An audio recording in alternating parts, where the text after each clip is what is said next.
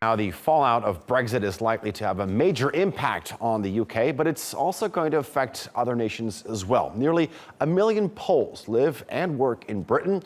So what will the impact the UK's departure have on them as well as the Polish economy? Our Simon McGregor-Wood went to Warsaw to find out. Many young Poles still dream of a better life in the UK, but for how much longer? 2 million have left to seek their fortune elsewhere in the EU, almost 1 million in the UK, where they earn 4 times as much as back home.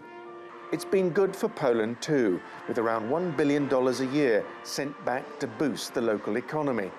But many of them worry Brexit threatens all that. But I'm afraid about these people who live there, and maybe someday they need to come back. It would be very cool to go to England for work. For sure, easier to earn good money and even study. But Brexit definitely makes it more difficult. Dominika Kociot spent years in London. She started her online fashion business there. She even worked on Polish integration for London's mayor. She worries the UK decision will make Poles in the UK feel unwelcome. So I think the role of politics is to bring people together, to connect people. And I feel this decision is a bit of a decision to go in a totally different direction. And I don't feel it's good for Poles. I don't feel it's good for English people. The Polish economy has come a long way, but it'll take decades to match the strength of the UK's or Germany's. So if Poles do have to come home, finding them employment and adjusting their expectations will be a big challenge, both for them and for Poland.